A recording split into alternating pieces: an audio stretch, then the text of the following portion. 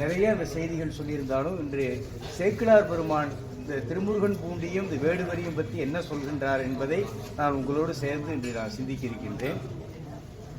ஆதிசைவ சிவாச்சாரியார் குலத்தில் அவதாரம் செய்த சுந்தரமூர்த்தி நாயனார் என்று அனைவராலும் போற்றப்படும் நம்பியாரூரரை அவருடைய திருவடிகளை நான் வணங்குவதன் மூலம் நான் திருமுருகன் பூண்டியில் வீற்றிருந்து அருள்பாலிக்கின்ற திருமுருகநாதருடைய அருளை நான் பெறுவேன் என்று உரைப்பாக ஒரு செய்தியை பாட்டில் நமக்கு சொல்லியிருக்கிறார்.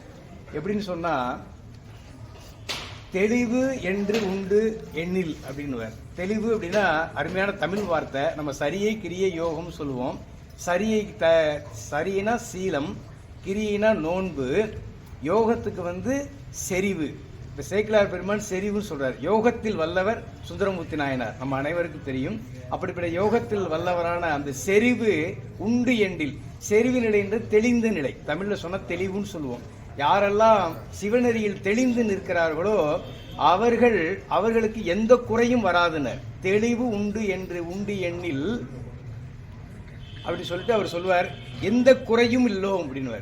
தெளிவு ஒருத்தருக்கு வந்துருச்சுன்னு சொன்னா, திருத்தொண்டில் சிந்தை செல்லும் பயனுக்கும் குறியொன்றாயிலும் குறை ஒன்றும் இல்லோம், எந்த குறையும் வராது அப்படின்னார். யோக நெறி மார்க்கத்தில் நின்று சிவபெருமானை நினைந்து தெளிந்த சிந்தனை கொண்ட திருத்தொண்டர்கள் யாராயினும் அவர்கள் அந்த நெறியில் நின்றால் அவர்களுக்கு கண்டிப்பாக எந்த தொந்தரவும் இல்லை, எந்த துன்பமும் இல்லை, எந்த குறையும் இல்லை என்பது சேக்கிழார் வாக்கு.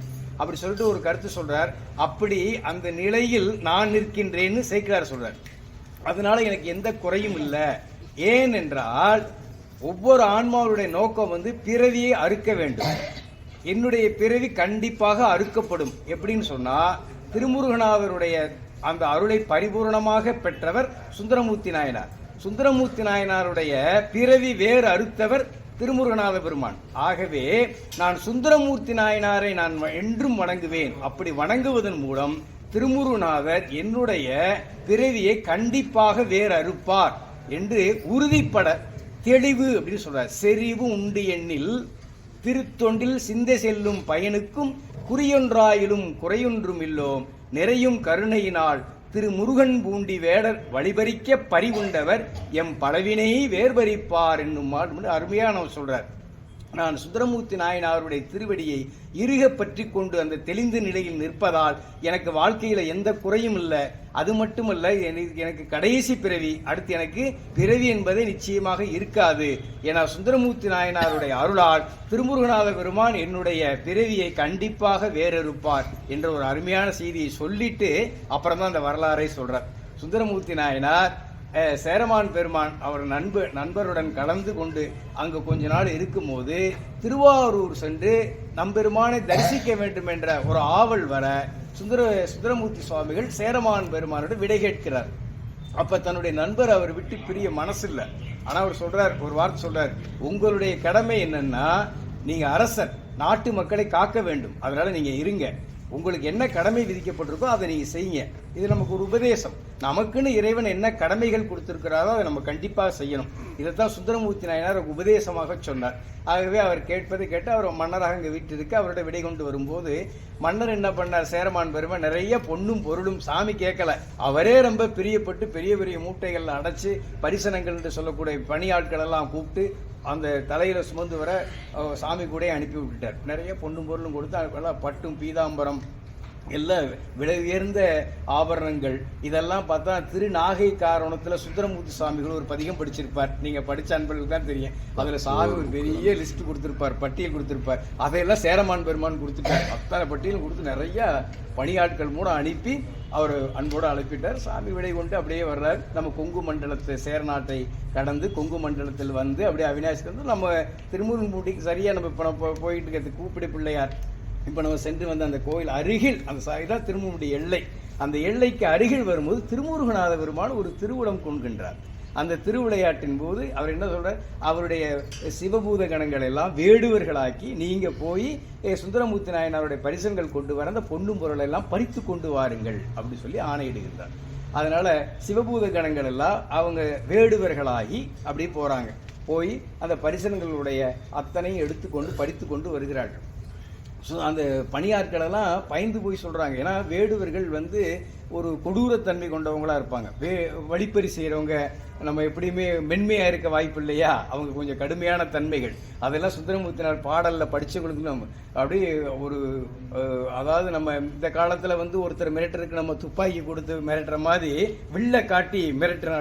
அப்படியே பதிவு செய்கிறார். அங்கே நடந்த நிகழ்வுகளை அந்த பாடல் நீங்கள் படிங்க, ஓதுவார் பெருமக்கள், அவ்வளவு அருமையாக இருக்கும். இந்த பாடலை நன்கு நாங்கள் உற்று கண்டா நகைச்சுவை இலையோடி இருக்குங்க. நகைச்சுவையாகவும் சொல்வார், ஆனால் ஆழ்ந்த கருத்துக்கள் கொண்ட அருமையான பதிகங்களாக நம்ம தளத்தில் பெருமான் அருளி இருக்கின்றார். அந்த திருப்பதிகத்தில் அந்த சொன்னபடி அந்த மிரட்டி பறிச்சுட்டு வந்துடுவாங்க.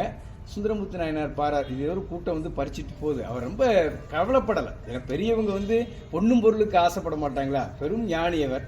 அவர் ஏதோ நிகழ்வு என்று புரிந்து கொண்டார். அமைதியாக அங்கே சென்ற யார் எந்த பக்கம் போனாங்களோ அதை அப்படியே அதை எடுத்துக்கிட்டார். அப்படியே பின்னாடி வர்றார். இங்கே வந்து சாமி அனுப்பின எல்லாருமே இங்கே வந்து மறைஞ்சிட்டாங்க கோயில், அதையும் பார்க்குறார். அந்த சமயத்தில் அந்த காலத்தில் இதெல்லாம் முல்லை மனமாக இருந்தது. அதெல்லாம் கடந்து சாமி இங்கே வந்தோடனே இங்கே பார்க்குறார். அப்படி மாதிரி சாமி இடமிருந்து வழக்கம் போல திருக்கோயிலுக்கு வந்து சாமி திருமுன் முன்பு இந்த உலகமுய்ய அருமையான இந்த கொடுகு வெஞ்சிலை என்ற ஒரு அருமையான பதிகத்தை அருளிச்சு. அந்த பதிகை யாரெல்லாம் படிக்கலாம், இடர்கள் களையப்படும்னர். நம்ம அடியார்களுக்கு பெரும்பாலும் இந்த மறையுடையாய் படிப்போம். அதுக்கு சமமான படம் திருமுருகன் பூண்டியிலே உண்டு. இது ஒரு பெரிய விசேஷம். இந்த இடத்துல நான் ஒரு சின்ன செய்தியை சொல்கிறேன். மறையுடையாய் பதிகம் இருக்கு பார்த்தீங்களா, அந்த பதிகம் படித்த தலம் தான் உங்களெல்லாம் திருநெடுங்கலம் இல்லைங்களா. நாங்கள் தல யாத்திரையாக போகும்போது 2 எறும்பியூரில் நடக்கும்போது அங்கேயும் ஒரு நிகழ்வு நடந்ததுங்க. அங்கே நாங்கள் போன சமயத்தில் வந்து பாஸ்கர பூஜை நடந்தது அன்னைக்கு. அங்கே உள்ள சிவாச்சாரிய பெருமக்கள்லாம் நீங்கள் எங்கேருந்து வர்றீங்க அப்படின்னு கேட்டாங்க. நாங்கள் திருமுருகன் பூண்டியிலேருந்து வரோன்னு சொன்னோன்னையும் சிவாச்சாரியில் மகிழ்ந்து எங்களுக்கு சில பலகாரம்லாம் கொடுத்து உபசரித்தாங்க. என்னன்னு கேட்டால் அவங்க கோயிலில் உள்ள சில பொருட்கள்லாம் தொலைந்து போயிடுச்சான். அதனால கிட்டத்தட்ட ஒரு மாதமாக பதிகப்பாராயணம், கொடுகு வெஞ்சிலை பதிகப்பாராயணம் செஞ்சங்க, பொருள் எல்லாமே கிடைச்சிருச்சு அப்படின்னு சொல்லி நம்ம மகிழ்ச்சியாக சொல்லி தீபாராதனை மகா தீபாராதனை பண்ணி எங்களெல்லாம் மகிழ்வித்தாங்க. அந்த அளவுக்கு பாருங்க, நம்ம பதிகத்தினுடைய சிறப்பு அந்த அளவுக்கு சிறப்பாக இருக்கு என்பதை சொல்லி அந்த அதாவது தொலைந்த பொருள் மீண்டும் இழந்த பொருள் அப்படி அனைத்தும் கிடைக்கவும் நமக்கு என்னென்னலாம் சாமி கொடுக்கணும்னு நினைக்கிறாரோ அதுக்கு எந்த தடையும் இல்லாமல் நமக்கெல்லாம் கிடைக்கக்கூடிய அருமையான திருப்பதிகம் நம்ம தலத்து திருப்பதிகம். இந்த பதிகத்தை நம்ம ஓதுவார் பெருமக்கள்லாம் ஓதுவாங்க, நம்ம கேட்டு மகிழ்வோம். இந்த பதிகம் சுந்தரமூர்த்தி ஓதி நிறைவனையும் இறைவனுடைய அருளால் திருமுருகநாத பெருமான் அந்த சுந்தரமூர்த்தி நாயனாருக்கு சாமி கொடுத்தார் அல்லவா சேரமான் பெருமான், அதை விட அதிகமான அதாவது விண்ணும் முட்டுற அளவுக்கு பொண்ணும் பொருளும் குவித்து கொடுத்தாராம்.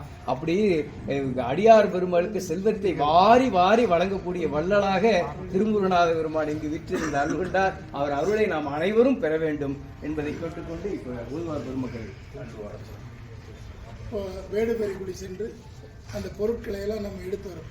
சரி, அவங்க எடுத்து வந்து கொண்டு வந்து சுவாமி கிட்ட வச்சுட்டு பதிகத்தை பாடுவோம். அப்புறம் சுவாமி அவங்களுக்கு கொடுப்போம்.